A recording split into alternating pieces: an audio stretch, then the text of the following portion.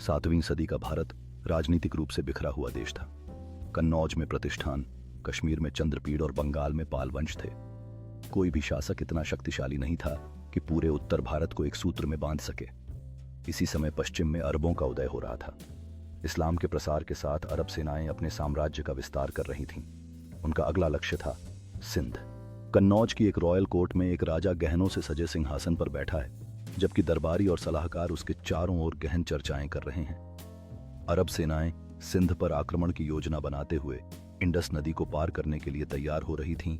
उनकी दृढ़ता और रणनीतिक योजना उनकी जीत की उम्मीद जगाती थी। कश्मीर की पहाड़ियों का एक दृश्य जिसमें शानदार मंदिर और महल हैं जो चंद्रवंश की समृद्धि और सुंदरता को दर्शाते हैं। वहीं एक अरब जनरल अपने कमांडरों के साथ युद्ध भूमि के मानचित्र पर रणनीति बना रहा है, सिंध की ओर उनके दृष्टिकोण को उजागर करता है। बंगाल के एक हलचल भरे बाजार का दृश्य जहां व्यापारी सामान बेच रहे हैं और नागरिक पाल वंश के राज में अपनी गतिविधियों में लगे हुए हैं। वहीं एक कलाकार के चित्रण में अरब बेड़ा समुद्र में यात्रा कर रहा है, जहाजों के पाल हवा में फड़फड़ाते हुए भारत उपमहाद्वीप की ओर उनके विस्तार का प्रतीक है। 711 ईस्वी में युवा सेनापति मोहम्मद बिन कासिम ने सिंध पर आक्रमण किया। यह भारत पर अरबों का पहला बड़ा आक्रमण था। सिंध के शासक राजा दाहिर वीरता से लड़े लेकिन अंततः पराजित हुए। अरब सेनाओं ने ब्राह्मणाबाद और मुल्तान जैसे नगरों पर अधिकार किया। मुल्तान से इतना सोना मिला कि उसे सोने का शहर कहा जाने लगा। यह अरबों की सिंध विजय का प्रतीक बन गया। इस विजयी परेड में अरब सेनाएं मुल्तान की सड़कों पर चल रही हैं, जहां वे अपने खजाने का प्रदर्शन कर रहे हैं जो उनकी विजय का प्रतीक है। स्थानीय लोग उत्सव और श्रद्धा के साथ इस दृश्य को देख रहे हैं। एक अरब सैनिक द्वारा सूर्य प्रकाश में चमकते हुए एक सुनहरे कलाकृतियों को बाहर निकालते हुए दिखाया गया है, जो मुल्तान को सोने का शहर का नाम दिए जाने का प्रतीक है।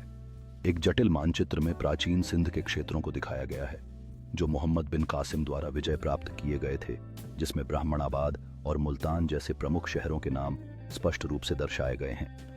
राजा दाहिर एक रणनीतिक युद्ध परिषद में अपने सलाहकारों के साथ बैठा है, अपने चेहरे पर दृढ़ता के साथ आक्रमणकारी सेनाओं के खिलाफ युद्ध तकनीकों पर चर्चा कर रहा है। लेकिन अरब खलीफाओं के आपसी संघर्ष और सत्ता की लड़ाई ने उनके शासन को कमजोर किया।